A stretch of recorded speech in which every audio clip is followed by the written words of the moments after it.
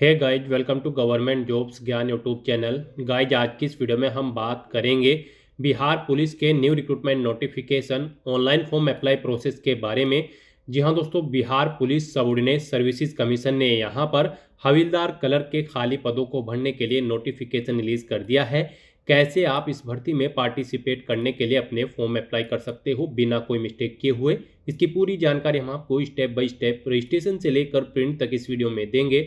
बस आपको इस वीडियो को स्किप के बिना शुरू से लेकर एंड तक देखना है। उसके बाद वीडियो पसंद आए तो इसे लाइक और शेयर कर दें। चैनल पर नए हो तो इसे सब्सक्राइब कर लें। साथ ही साथ आपको फॉर्म अप्लाई करते हुए जो जो भी प्रॉब्लम फेस हो रही है उन सभी का हल आपको इस वीडियो में मिल जाएगा। कैसे यहाँ पर आपको अपनी क्वालिफिकेशन की डिटेल देनी है, फोटो और सिग्नेचर आपको कैसे अपलोड करने हैं, डॉक्यूमेंट कैसे अपलोड करने हैं, फीस पेमेंट आपको कैसे करना है, सभी जानकारी आपको इस वीडियो में दी जाएगी। बस आपको एंड तक हमारे साथ इस वीडियो में बने रहना है। तो बिना कोई वक्त गंवाए चलिए शुरू करते हैं। आपको इस वीडियो के डिस्क्रिप्शन बॉक्स में हमारी वेबसाइट ind-sarkari-naukri.in के इस पेज का लिंक मिल जाएगा।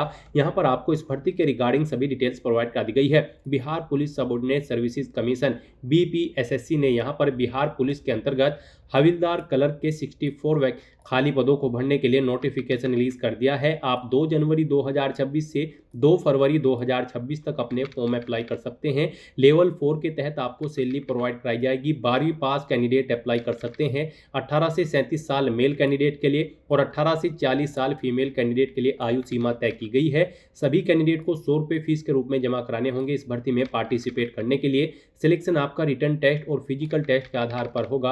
आप ऑल इंडिया से ऑनलाइन मोड में अप्लाई कर सकते हो। उसके लिए आपको इस पेज को नीचे स्क्रॉल डाउन करना है, इंपोर्टेंट लिंक सेक्शन में आना है, ऑफिशियल नोटिफिकेशन PDF लिंक पर क्लिक करके इस भर्ती के नोटिफिकेशन को ओपन कर लेना है और इसमें से आपको पूरी डिटेल रीड कर लेनी है। यहाँ पर आपको सभी डिटेल्स प्रोवाइड कर दी गई है, जैसे कि क्या पोस्ट का नाम है, कितनी उसके लिए नंबर ऑफ वैकेंसीज है, कैसे आप अप्लाई कर सकते हो, कब से कब तक आप अप्लाई कर सकते हो, क्या आपका एलिजिबिलिटी क्राइटेरिया होना चाहिए। पूरी जानकारी आपको इस नोटिफिकेशन में दे दी गई है। आप सभी डिटेल्स यहाँ से रीड करें, उसके बाद अपने फॉर्म अप्लाई कर लें।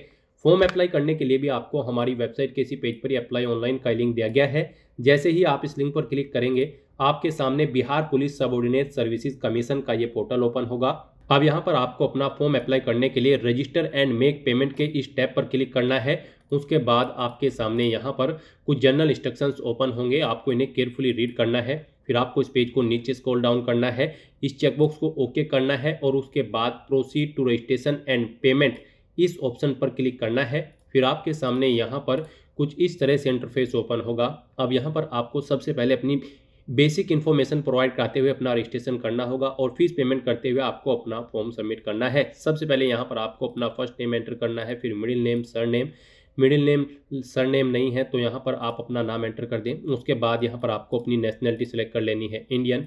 फिर आपको अपना मोबाइल नंबर यहाँ पर एंटर करना है। उसके बाद आपको अपना ईमेल एड्रेस यहाँ पर एंटर करना है। फिर यहाँ पर आपको बताना है कि क्या आपका जो डोमिसाइल सर्टिफिकेट है वो बिहार स्टेट का है, यानी कि अगर आप बिहार स्टेट से बिलोंग करते हैं तो आप यस करेंगे, नहीं तो आप नो ऑप्शन सेलेक्ट करेंगे। अगर आप नो ऑप्शन सेलेक्ट करते हैं फिर आप चाहे किसी भी कैटेगरी से हो, आपको जनरल कैटेगरी में यहाँ पर ट्रीट किया जाएगा। उसके बाद यहाँ पर आपको अपना जेंडर सेलेक्ट कर लेना है। फिर आपको अपनी डेट ऑफ बर्थ यहाँ पर सेलेक्ट करनी है और उसके बाद यहाँ पर आपसे पूछा गया है कि क्या आप बिहार गवर्नमेंट के एम्प्लॉय हैं। अगर हैं तो आप यस करेंगे और फिर यहाँ पर ज्वाइनिंग डेट आप सिलेक्ट करेंगे अपनी, नहीं है तो आप नो ऑप्शन सेलेक्ट करेंगे। इस तरह से अपनी बेसिक डिटेल प्रोवाइड करने के बाद फिर आपको प्रोसीड के इस ऑप्शन पर क्लिक करना है। फिर यहाँ पर पीछे आपने अब तक जो डिटेल प्रोवाइड कराई है आपके रजिस्ट्रेशन की, उसका पूरा प्रीव्यू आपको शो कर दिया गया है। आपको सभी डिटेल्स केयरफुली चेकआउट करनी है। पेज को नीचे स्क्रॉल डाउन करना है, डिक्लेरेशन सेक्शन में आना है, इस चेकबॉक्स को ओके करना है। ये कैप्चा कोड आपको यहाँ पर एंटर करना है। यहाँ पर आपको आपकी कैटेगरी के अकॉर्डिंग एप्लीकेशन फीस का अमाउंट शो कर दिया जाएगा। यहाँ पर सभी कैंडिडेट के लिए 100 रुपये फीस है। अब यहाँ पर गाइज आपको मेक पेमेंट के इस ऑप्शन पर क्लिक करते हुए अपना फीस पेमेंट करना है। यहाँ पर अगर आप अपने रजिस्ट्रेशन की डिटेल एडिट करना चाहते हैं तो आप एडिट एप्लीकेंट डिटेल के ऑप्शन पर क्लिक करके एडिट भी कर सकते हैं। फिर यहाँ पर आपको फीस पेमेंट के इंटरफेस पर डायरेक्ट कर दिया जाएगा। आप यहाँ पर debit card, credit card, net banking, UPI या फिर वॉलेट के माध्यम से अपना फीस पेमेंट कर सकते हो। गाइस यहाँ पर आपके लिए सबसे बेस्ट और इजी ऑप्शन यूपीआई का रहेगा, तो आप यूपीआई के इस ऑप्शन पर क्लिक करें। यूपीआई के थ्रू भी आप दो तरह से अपना फीस पेमेंट कर सकते हैं। आप अपनी यूपीआई आईडी के थ्रू या फिर क्यूआर कोड के थ्रू अपना फीस पेमेंट कर सकते हो। यहाँ पर अगर आप यूपीआई आईडी के थ्रू अपना फीस पेमेंट करना चाहते हैं तो आप एंटर यूपीआई आईडी के ऑप्शन पर क्लिक करें, अपनी यूपीआई आईडी यहाँ पर एंटर करें और वैलिडेट यूपीआई आईडी के ऑप्शन पर क्लिक करते हुए अपना फीस पेमेंट कर दें। या फिर आप यूपीआई क्यूआर के थ्रू अपना फीस पेमेंट कर सकते हो। आपको यूपीआई क्यूआर के इस ऑप्शन पर क्लिक करना है और उसके बाद गाइड आपको यहाँ पर पे नाउ के इस ऑप्शन पर क्लिक कर देना है। फिर आपके सामने ये क्यूआर कोड शो होगा, आप इसे अपने यूपीआई से स्कैन करें और अपना फीस पेमेंट कर दें। इस तरह से यहाँ पर आपका फीस पेमेंट कंप्लीट हो जाएगा। आपका रजिस्ट्रेशन भी यहाँ पर कंप्लीट हो चुका है, उसका स्टेटस आपको कंफर्म शो कर दिया जाएगा। साथ ही साथ यहाँ पर आपको एक रजिस्ट्रेशन आईडी प्रोवाइड करा दी गई है। ये रजिस्ट्रेशन आईडी आपके रजिस्टर्ड मोबाइल नंबर पर भी सबमिट कर दी गई होगी और यहाँ पर आपको आपकी फीस पेमेंट की जो रिसिप्ट है वो आपकी ईमेल आईडी पर सबमिट कर दी गई है। जो ईमेल आईडी आपने रजिस्ट्रेशन टाइम पे प्रोवाइड कराई थी उस पर सबमिट कर दी गई है। और आप चाहे तो यहाँ पर guide click here to download के इस ऑप्शन पर क्लिक करके भी अपनी एप्लीकेशन फीस पेमेंट की रिसीप्ट डाउनलोड कर सकते हो और उसका प्रिंट आउट ले सकते हो फ्यूचर यूज के लिए। और यहाँ पर अगर आप अपने इस रजिस्ट्रेशन को कैंसिल करना चाहते हैं तो उसके लिए भी आपको ऑप्शन दिया गया है। आप कैंसिल रजिस्ट्रेशन फॉर्म के ऑप्शन पर क्लिक करके अपना रजिस्ट्रेशन यहाँ पर कैंसिल भी कर सकते हो। तो यहाँ पर आपका रजिस्ट्रेशन कंप्लीट हो चुका है, आपका फीस पेमेंट कंप्लीट हो चुका है। अब आपको बस अपना फॉर्म अप्लाई करना है। उसके लिए गाइड यहाँ पर अब आपको proceed to fill application form की स्टेप पर क्लिक करना है। नेक्स्ट यहाँ पर आपको फॉर्म अप्लाई करने से पहले कुछ जनरल इंस्ट्रक्शंस प्रोवाइड कराए गए हैं, आपको इन्हें केयरफुली रीड आउट करना है। पेज को नीचे स्क्रॉल डाउन करना है, डिक्लेरेशन सेक्शन में इस चेकबॉक्स को ओके करना है और उसके बाद फिर गाइड यहाँ पर आपको proceed to fill application form के ऑप्शन पर दोबारा से क्लिक करना है। अब यहाँ पर आपका फॉर्म स्टार्ट हो चुका है। आपको सबसे पहले पोस्ट सेलेक्ट करनी है, उसके बाद यहाँ पर आपको अपने फादर का नाम एंटर करना है, फिर आपको अपनी मदर का नाम एंटर करना है। उसके बाद यहाँ पर आपको अपना मैरिटल स्टेटस सेलेक्ट कर लेना है, आप मैरिड हो या फिर अनमैरिड या फिर डाइवोर्स, आप अपने अकॉर्डिंग ऑप्शन सेलेक्ट करें। फिर यहाँ पर आपको अपनी कोई एक आइडेंटिटी कार्ड सेलेक्ट करना है, Aadhaar card, voter ID, PAN card, passport, driving licence, ration card या फिर बर्थ सर्टिफिकेट, आप अपने अकॉर्डिंग कोई भी ऑप्शन सेलेक्ट करें। उसका नंबर यहाँ पर आप एंटर करें। आपकी बॉडी पर कहीं कोई कट या तिल का निशान है तो उस पैलेस का नाम यहाँ पर एंटर करें। फिर यहाँ पर आपसे पूछा गया कि क्या आपकी फ्रीडम फाइटर से कोई रिलेशन है, अगर है तो आप यस करेंगे और फिर आप बताएंगे कि उनके साथ आपका क्या संबंध है, आप उनके पोती है, पोता है, नतिनी है या फिर नाती।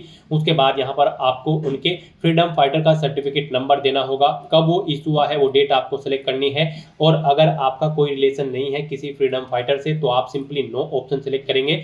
नेक्स्ट यहाँ पर आपको अपनी एजुकेशनल क्वालिफिकेशन की डिटेल प्रोवाइड करनी है। गाइड यहाँ पर हविलदार क्लर्क की इस भर्ती में पार्टिसिपेट करने के लिए आपका 12वीं क्लास पास आउट होना जरूरी है किसी वेल रिकॉग्नाइज्ड बोर्ड या फिर स्कूल से।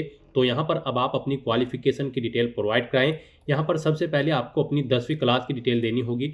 उसमें आपको सबसे पहले बोर्ड या यूनिवर्सिटी या फिर इंस्टीट्यूट का नाम देना है जिससे आपने अपनी 10वीं क्लास पास आउट की है। सर्टिफिकेट का नंबर देना है अपनी 10वीं क्लास के, किस डेट को आपने पास आउट किया है, आपको डे, मंथ और ईयर आपको सेलेक्ट कर लेना है जब आपने अपनी 10वीं क्लास पास आउट की है। उसके बाद यहाँ पर आपको अपनी 12वीं क्लास की डिटेल प्रोवाइड करनी है। इसमें भी आपको बोर्ड या इंस्टीट्यूट का नाम देना है जिससे आपने अपनी 12वीं क्लास पास आउट की है। पासिंग सर्टिफिकेट नंबर यहाँ पर आपको देना है, पासिंग डे, मंथ और ईयर आपको सेलेक्ट कर लेने हैं। फिर अगर आपने ग्रेजुएशन या पोस्ट ग्रेजुएशन कर रखी है तो उसकी डिटेल भी आप सेम यहाँ पर ऐसे ही प्रोवाइड करा सकते हैं। तो इस तरह से यहाँ पर आपको अपनी एजुकेशनल क्वालिफिकेशन की डिटेल प्रोवाइड करनी है। फिर गाइस यहाँ पर आपको अपनी एड्रेस की डिटेल प्रोवाइड करनी है। यहाँ पर आपको अपना परमानेंट एड्रेस एंटर कर देना है। यहाँ पर आप अपना परमानेंट एड्रेस एंटर करें। उसके बाद यहाँ पर आपको अपना कोरोस्पोंडेंस एड्रेस एंटर करना है। इस साइड में यहाँ पर आप अपना कोरोस्पोंडेंस एड्रेस एंटर करें और अगर आपका कोरोस्पोंडेंस एड्रेस आपके परमानेंट एड्रेस के अकॉर्डिंग सेम है तो यहाँ पर आप येस के इस ऑप्शन को क्लिक कर देंगे। ऑटोमेटिकली आपका कोरोस्पोंडेंस एड्रेस आपके परमानेंट एड्रेस के अकॉर्डिंग यहाँ पर फिल हो जाएगा। फिर यहाँ पर आपको डिक्लेरेशन सेक्शन में कुछ क्रिमिनल केसेस की डिटेल प्रोवाइड करनी है। यहाँ पर आपसे पूछा गया है कि क्या आपको कभी यूपीएससी, एसएससी या फिर एसपीएससी या फिर किसी रिक्रूटमेंट बोर्ड के द्वारा एग्जाम में पार्टिसिपेट करने से रोका गया है। अगर रोका गया है तो आप यस करेंगे, उसकी डिटेल देंगे और एग्जाम ऑर्गेनाइजर यानी कि जो एग्जाम कंडक्ट कर रहे थे उस बॉडी का नाम देना है, एग्जाम का नाम देना है, डेट देनी है, कब तक आपको रोका है वो डेट आपको सिलेक्ट कर लेनी है, रीजन देना है। और अगर आपको नहीं रोका है तो सिंपली यहाँ पर आप नो ऑप्शन सिलेक्ट कर लेंगे। फिर आपसे पूछा गया है कि क्या आपके खिलाफ कोई FIR है किसी क्रिमिनल केस में, अगर है तो आप यस करेंगे और उसकी डिटेल प्रोवाइड कराएंगे, नहीं है तो आप नो ऑप्शन सिलेक्ट करेंगे। फिर यहाँ पर आपसे पूछा गया कि क्या आपके पास कोई क्रिमिनल केस या फिर FIR पेंडिंग है किसी कोर्ट में, अगर है तो आप यस करेंगे, उसकी डिटेल देंगे, नहीं तो नो ऑप्शन सिलेक्ट करेंगे। उसके बाद आपसे पूछा गया है कि क्या आपको कभी अरेस्ट किया गया है या फिर डिटेन किया गया है किसी क्रिमिनल केस में, अगर किया गया है तो आप यस करेंगे और उसकी डिटेल देंगे, नहीं किया गया है तो आप नो ऑप्शन सिलेक्ट करेंगे। फिर यहाँ पर आपसे पूछा गया कि क्या आप किसी क्रिमिनल केस में कन्विक्टेड है, अगर है तो आप यस करेंगे, उसकी डिटेल देंगे, नहीं तो नो ऑप्शन सिलेक्ट करेंगे। फिर यहाँ पर आपसे पूछा गया कि क्या आपने कभी किसी कोर्ट में गुड बिहेवियर के लिए बॉन्ड्स फिल किया है, अगर किया है तो आप यस करें और उसकी डिटेल दें, नहीं किया है तो आप नो ऑप्शन सेलेक्ट कर लेंगे। फिर गाइस यहाँ पर आपको अपना फोटो अपलोड करना है, सिग्नेचर अपलोड करने हैं, हिंदी और इंग्लिश में आपको अपने सिग्नेचर यहाँ पर अपलोड करने होंगे। यहाँ पर इनके लिए आपको गाइडलाइन दी गई है, इन गाइडलाइन के अकॉर्डिंग आपको अपने ये फोटो और सिग्नेचर यहाँ पर अपलोड करने हैं। यहाँ पर आपका जो पासपोर्ट साइज कलर फोटो होगा उसकी जो डायमेंशन होगी 3.5 सेंटीमीटर इंटू 4.5 सेंटीमीटर होनी चाहिए और यहाँ पर 2 महीने से ज़्यादा पुराना आपका फोटो नहीं होना चाहिए। ये JPG या फिर PNG फॉर्मेट में होना चाहिए, गुड क्वालिटी आपके फोटो की होनी चाहिए। यहाँ पर इसका साइज 100 KB से कम होना चाहिए और आपका फोटो यहाँ पर कुछ इस फॉर्मेट में एक्सेप्टेबल होगा। यहाँ पर आपको कुछ सैंपल्स दिए गए हैं, इस फॉर्मेट में आपका फोटो एक्सेप्टेबल होगा और इन फॉर्मेट्स में यहाँ पर आपका फोटो एक्सेप्टेबल नहीं होगा। तो यहाँ पर इन गाइडलाइंस को ध्यान में रखते हुए आपको अपना फोटो सिग्नेचर अपलोड करने हैं, अदरवाइज आपका फॉर्म रिजेक्ट हो सकता है।